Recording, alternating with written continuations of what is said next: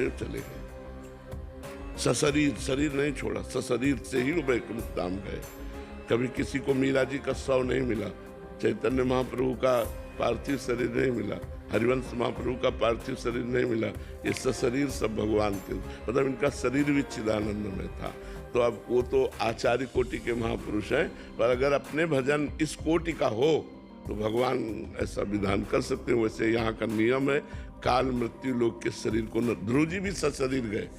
जब ध्रुव जी विमान पर चढ़ने लगे तो काल ने कहा हमारा बिना स्पर्श किए मृत्यु लोक से नहीं जा सकते आप।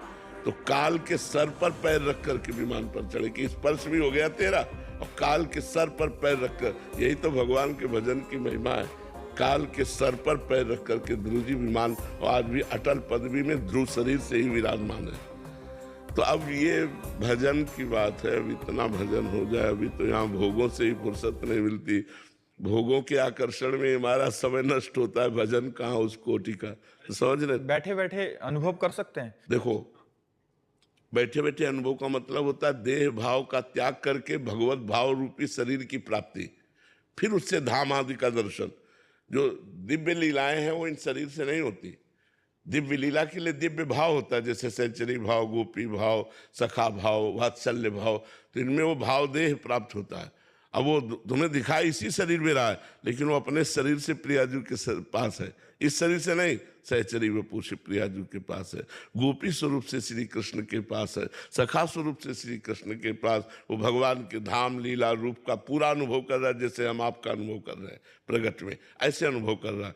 पर वो ऐसे जब फिर चेतना आई तो खान पान शरीर की जो प्रक्रिया है वो हो रही बकाया वैसे। जैसे भाई जी से हनुमान प्रसाद पोद्दार जी के लिए आया कि कलम लेकर के संपादन के लिए बैठे और लीला में प्रवेश हो गया।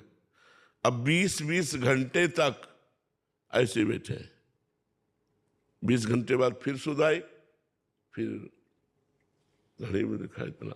जैसे श्री बिहारी देव जी के लिए आता है, दतून करे 3 दिन 3 रात दतूने मुंह में लगी रही बिहारी जी के आंतरिक लीला में। तभी बिहारी जी को सेवा में दे दिया कि हमसे सेवा नहीं हो पाएगी प्रगट में, क्योंकि अब सुध ही नहीं। अब 3 दिन 3 रात तो कौन बिहारी जी को भोग लगावे, इसलिए सेवा के लिए दे दिया।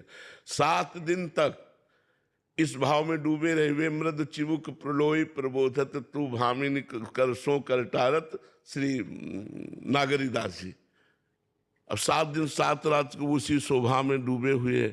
तो वो सिद्ध महापुरुषों का जो सिद्ध भाव देह होता है, उस भाव देह के द्वारा भगवत धाम, भगवत रूप, भगवत लीला का प्रगट दशा